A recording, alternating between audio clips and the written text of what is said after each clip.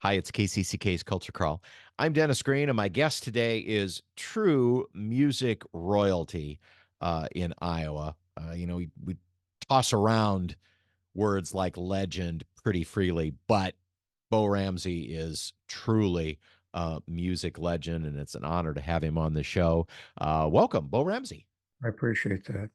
Yeah. Thank you. Bo is going to be appearing with Joe Price and Vicky Price at the Ideal Theater coming up on the 12th of October.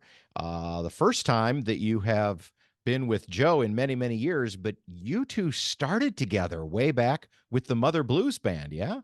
That's absolutely right. In fact, my personal start was me and Joe Price. And so I'm very honored and excited to do a show with him and Vicky. Tell me about a little bit about those early days. So you grew up in Burlington. Your Wikipedia page says you played your first concert in Williamsburg. Well, if I remember right, I think that's correct. But yeah, my start was with Mother Blues with Joe and Pat Hazel and Steve Hayes and Rick Sicalo. It was really the core band that. Do you remember how you all came together? Well, Joe and I met in Iowa City and we began to play some music together. And then Joe said to me, he says, "Hey, I know a really good harp player." And so it wasn't long after that we went down and met Pat Hazel, and that was the core of the band, which I was in for 4 years, from Okay. 74 to 78. And Steve Hayes, they called him the Chief. That's right. Yes, Steve Hayes was a big part of Mother Blues and beyond. I've worked with him for many years. And then when I remember uh, I remember the Sliders the best. I think of your various bands. When did that come along in the timeline? Uh, I'm guessing late 70s is when I kind of started to think about that and form that band, and into the 80s. Yeah. And then there was various combinations throughout the 80s. When you started in Mother Blues and then later on with the Sliders, um, did you think of yourself mainly as a blues musician? I mean, in the years since, we've described it as blues rock, Americana, singer songwriter are all terms that have kind of come out there. But did you call it blues when you started? Yeah. Blues is at the center of what I do. Yeah. And I have great love for that music. Do you think how has your music evolved over the years? You say the blues is still at the center. What do you do differently now than what you did, way back then? I don't know if it's how different it is, but I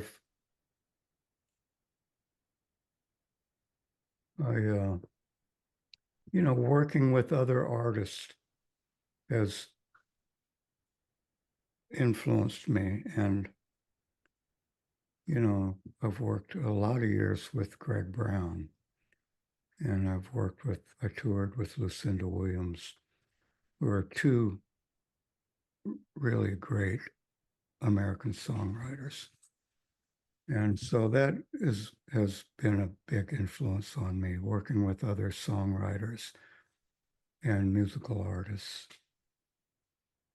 Greg Brown, of course, is another huge musical pioneer from Iowa.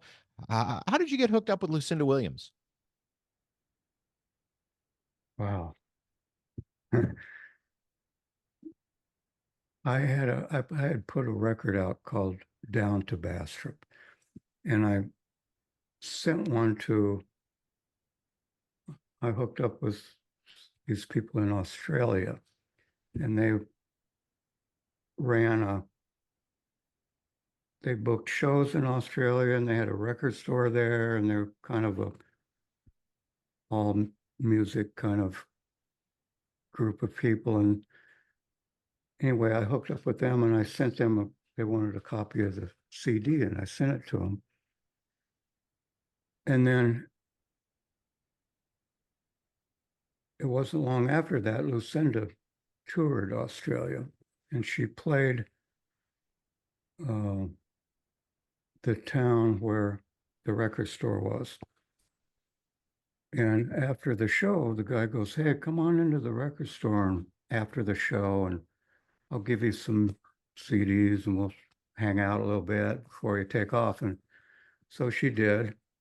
And they're in the record store, and she looks down, and there's some CDs on the floor that haven't been put on the rack yet. And she points at a CD and says, "Who's that?" And the guy picked up the CD and says, "This is Bo Ramsey. Why don't you take this with you? You can have this." And she did. And then it wasn't long after that. And I'd never met her. I'd heard her music, but I'd never met her or anything. It wasn't long after that she called me on the phone and introduced herself and said, she told me the story and how she discovered me. And she said she really loved the music and we should meet sometime. And I just so happened to I was in the process of, I was working with Kevin Gordon at the time. That was another Sliders band with Kevin Gordon. And Kevin was in the process of moving to Nashville. And he was a partner of mine. And so I ended up going, I told Lucinda I have a few gigs booked in Nashville, and she was in the process of moving from Austin to Nashville when I was talking to her on the phone. And so we arranged to meet in Nashville, which was like a couple of weeks away. I had a gig in Nashville. And so we met in Nashville, and away we went. And along the way, you know, not only toured and played guitar and made your own recordings, but you also got into production and, you know, have produced, God, you produced Joan Baez, Pieta Brown, Ani DeFranco. When did production first come along? That was with Greg. Uh, I heard I heard his music first, and I thought, God, that's so good. You know, the writing is so good, and the singing, and he was a folk artist, and I could hear, you know, his sound expanding in my mind, and so I called him up on the phone, and kind of, I said, you know, if I'd like to get together with you some point and talk to you about your music and some ideas that I have. And so we met and exchanged ideas, and away we went. And that was a really great learning experience for me, working with Greg on because I think I produced or co-produced 7 of his records. So how old would Pieta have been at that time? Uh, she was in her 20s, late 20s, maybe. Oh, okay. All right. Had she started, you know, playing on her own at that point, or did that come later? Of course, she's also a great writer, like her father. 2 outstanding songwriters. And So she was writing from way back. I think as a young girl, she was writing, and it's continuing. And so I remember one day she handed me a cassette tape and had her songs on it. And I remember putting it in my CD or my cassette deck and turning it on, and I was just taken by her writing and her singing. And so that was the beginning of our kind of collaboration. And we're still collaborate. She's a great friend and a great artist, singer, and songwriter. You just released a new EP called Sidetrack. Tell me a little bit about that project. Well, that project was really kind of, I had some songs that I'd written quite a while ago, and I'd recorded them, but I wasn't really happy with the recordings. I thought, I think the songs are better than the recordings. And so I wanted to try and upgrade the recordings of some of those songs. And that's really basically what Sidetrack is about. There's a lot of songs on there that are older and previously recorded. And over the years, some of the lyrics and some of the chord changes and have changed, and I wanted to update because I thought they were good songs. So that's basically what that project was about. You're appearing in Cedar Rapids at the Ideal Theater on the 12th of October with Joe and Vicki Price. Joe, who you've known and performed with since the very beginning. Now, will you be, is this separate sets or together? You're going to play together at least a little bit? How's that going to work? It's separate sets, and hopefully we'll play some together because I am very excited and very much looking forward to doing this show with my old and longtime friend Joe Price and his beautiful wife Vicki. I think they're And Joe and Vicki, of course, are members of the Iowa Blues and Rock and Roll Hall of Fame in their own right, as of course you are. And as you said, you and Joe go back to the very, very beginning of your careers. But it's been a long, long time since you've been on the same stage. Yeah, it has been. I'm very much looking forward to it. And Joe is just continues to grow and Vicki, they just they're like one sound. It's beautiful. Yeah. Yeah. Pretty powerful 1-2 punch. Yeah, absolutely. Well, what's next? After to get the new EP out, what are you working on now? I'm going to do some more recording. And like I've mentioned, I met and have been working with this engineer in Des Moines. His name is Brian Vanderpool. And he has a studio called Golden Bear Studio. And I had heard a CD that kind of caught my ear, and the material was good. And then I also heard that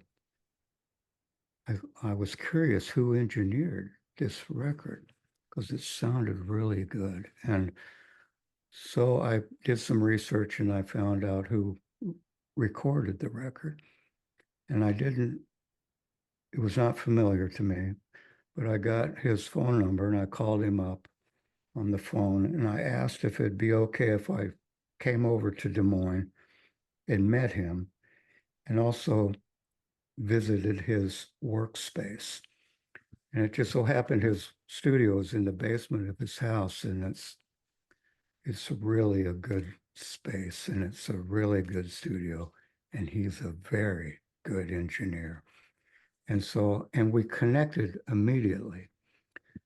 Like when I walked in the door, I just felt a connection, and we went down in his basement, and we played some music, and we talked for probably 2 hours.